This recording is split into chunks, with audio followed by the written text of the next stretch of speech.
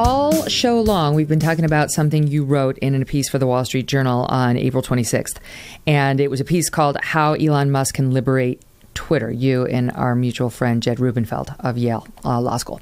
He's married to Tiger Mom, Amy Chua, who's amazing too. Long story. Okay, anyway, I love the way you put it, so I stole it for purposes of this show with attribution, which means it's not stealing. You write well, thank Twitter. You don't have to do the attribution even next time. Just thank you. Carte blanche, great. And I'm happy. I'll take it. You write Twitter and others smuggle viewpoint discrimination into supposedly neutral content moderation categories, primarily misinformation, incitement, and hate speech. Right. So your point is that all they do is viewpoint discrimination, and there's a reason that it always goes against one side, and they don't want to own up to it, so they just label it as, oh, that's pursuant to our policy against hate speech, against misinformation, against incitement, so they can still look like the good guys. Yeah, I think you've got that right, Megyn. And it runs just one layer a little bit deeper that allows them to get away with it, which is the classic modern problem of taking a political decision, but wrapping it in the veneer of technocracy. Okay, so here's the thing. Much of what they do is viewpoint-based discrimination, but some of it is actually the kind of thing that you have to do in order to just operate a functional social media site. So what I wanted to do in the piece, along with Jed, was to clarify what these different categories are so we could smoke the difference out. What do I mean? Even Elon Musk has said that he wants to remove things like spam that litters his feed. I think that's a good thing. It'll improve the user experience for Twitter users. If you didn't have some level of content moderation, all of the feeds would be filled by porn, by just unpleasant content, commercial spam, the kinds of bot-driven content.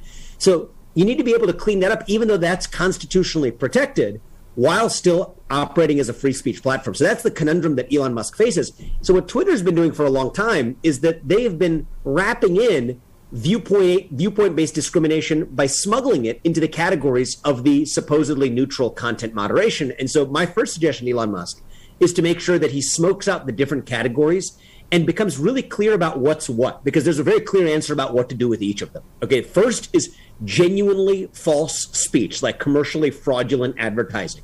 Well, there's an answer for false speech. You have to prove that it's false, but if you do, you can take it down, but you shouldn't be able to take it down without actually proof of falsity. With respect to incitement, it's a private company, but actually the legal precedents give us a good standard that Elon Musk can use. If there's really going to be an imminent risk of, say, bodily harm or unlawful activity, and it meets a Brandenburg versus Ohio test, this is time-tested stuff. It's been around for a long time. We don't have to recreate the wheel. If it meets that test of imminent harm, take it down, but it can't just meet the test of what a given Twitter employee thinks on a given day could theoretically lead to violence in the future, because that includes everything. And then there's that third category of hate speech. And I think this is the category that Elon Musk has to get rid of altogether, where any society that permits free speech has to acknowledge that there's no such thing as a false opinion, and there's no such thing as an opinion that isn't allowed in the marketplace of ideas, even if that's an odious opinion, even if that's an opinion that hurts some people. That's part of what it means to live in a society that protects free speech. That's the principle that Elon Musk should bring to running Twitter, in recognizing that hate speech is in a different category. And then Megyn, look, I mean, do a lot of people want to see racial epithets online? No.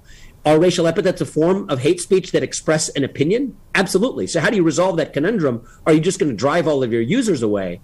And this is where I come up with a really simple solution, along with Jed, that we printed in the pages of the journal today, which was that actually the thing that you got to be able to do is give users the choice. Twitter has this censorship regime. If you really like it that much, let the user opt into it. Or let the user opt into an algorithm that can show them content that they do and don't want to see. But don't make those decisions centrally, because that's what turns this from a free speech, what could have been a free speech platform, into a platform for really a centralized form of political censorship and related indoctrination. So that's the view at a high level. I like the plan. However, I see some potential pitfalls with the hate speech policy, right? Because if you were to allow, what could be said? So if pursuant to those guidelines, you could say, let's make it somebody, a fictional character, because Jane Schmo, Jane Doe. Jane Doe is an effing C word whose face should be bashed in and relatives should be harassed. And then they retweet it, and they retweet it, and they like it, and they retweet it. And now it's trending.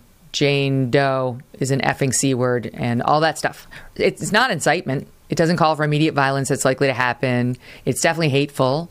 It's got what anybody would consider slurs. But if we're not going to ban them, then it should be okay. But it's going to create a shitstorm in Jane Doe's life, probably, right? Because it's going to circulate. Yeah. It's going to circulate. So what about something like that? Yeah, so just for the purpose of the example, Megyn, at least for first discussing, are you okay with dropping the should have her face punched in part, but all of the other odious stuff still included, effing, C-word, all that? You okay to start with that one first? Like, I don't know. I'm still working it out. You want to leave that in there? You want to leave that in there? Okay. If it's because you and I agree that the government could not ban that. That would be a constitutionally protected statement. The government could not ban that. Yeah, the government could. Well, let's agree with that. So for the sake of the example, let's just agree that does not count as an incitement to imminent bodily harm. I agree. Okay, let's just put that in that category. Then let's talk about it. Fine. Because when that goes viral, some people may be on the other side of that, and I don't want to distract from that, from the main issue, which is just there's a really odious thing you're saying about Jane that's going to make her life worse. That's not going to result in her suffering from physical violence, but is going to make her life worse off, and that's going to trend virally. What do we say about that? Yeah. So here's what I say about it. Most users don't want to see that kind of content on Twitter. They will have the opportunity to opt out of it. Many of them will be able to opt out of it by saying that they want to opt out by opting back into Twitter's pre-existing regime, which would have that kind of content taken down. And others, through their own user behavior, will actually be able to train simple artificial intelligence, AI algorithms that Twitter uses today to effectively show people the kind of content they want to see.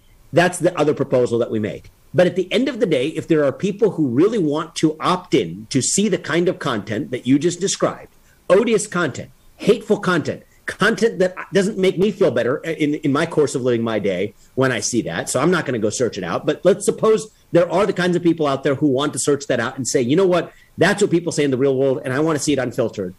Then I say that is part of what living in a free speech culture actually means. We support free speech in this country not because it is not harmful. Free speech has harm. This was the same debate in 1787 as it is today, but we accept free speech, and we embrace free speech not because we believe it does not cause harm, but because we believe the right way for working out our disagreements is through more speech rather than less speech, and through ultimately a free exchange of ideas that democracy and the advancement of truth ultimately depends on. So, push comes to shove. There's a lot of reasons why I think the problem isn't as big as you might be concerned about there. But when the rubber hits the road, yes, I come down on the side that somebody should be allowed to say that, and that users shouldn't be forced to listen to it. They should be able to turn that off, should be able to turn their settings such that they don't see that, should be able to opt into Twitter's existing paradigm, which wouldn't allow them to see that. But for those who do want to see it, they should be free to see it. And for those who do want to say it, they should be free to say it.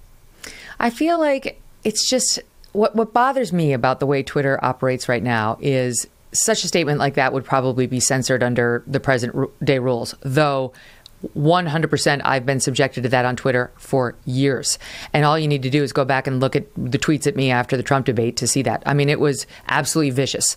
And one of the top executives of Twitter actually told me personally that what happened to me was one of the reasons they started to think about, should we be moderating some of this content more?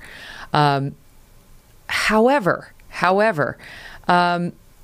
it doesn't make me in favor of these moderation rules. It doesn't make me say we should crack down on speech more on Twitter, because what's happened is they've just chosen their favorite left-wing causes and they crack down on, back to the Viewpoint thing, they crack down on the people who touch those sacred cows.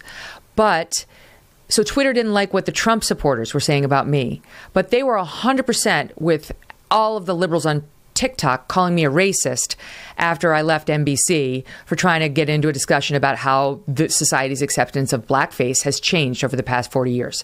They loved it. Twitter amplified it. They let everybody go for it, right? No problem. They had no problem with that. So I have very mixed feelings about this content moderation thing, because I think it's just going to be employed against one side if we try to say, oh, the balance of decency would prevent this. Well, it hasn't worked out so well. Let's go to the harder question. The easier question is Twitter hypocritical in the way they apply those standards in a partisan way? Absolutely they are. the examples are countless. Jed and I pointed out several in our article of the way that certain of President Trump's tweets were taken down when certain other more Can I read that? incitements That's to a good violence paragraph. weren't. Let me just read that, Vivek. Stand Sure. by, and I'll let you finish your point, because I wanted the audience to hear this.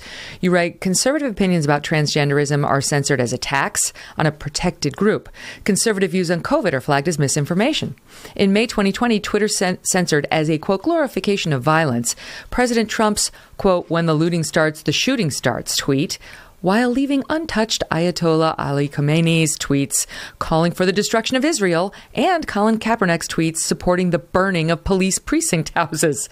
Claims that the Democrats stole the presidency in 2020 are censored, while claims that Russia did the same in 2016 go untouched. And of course, the truthful Hunter Biden laptop story was suppressed as misinformation. So it's such a good point about the Russians versus the Democrats, right? Such a good point. And this is an op-ed, so we could write an entire essay on just the countless list of hypocritical examples that reveal what's actually happening here is the enforcement of a partisan agenda rather than a complicated adjudication of what content moderation means. But that's the easy part. I still think the question you were getting at before is the harder question, which is interesting to adjudicate and talk about. Let's just set the rules of the road and assume that right-wing people run Twitter in the future and then left-wing people run it in the future, kind of like our federal government works. I would like to see a platform in which the rules of the road and the kind of content that makes it through to everyday users shouldn't vary as a function of who's actually in charge or the politics of the person who's in charge.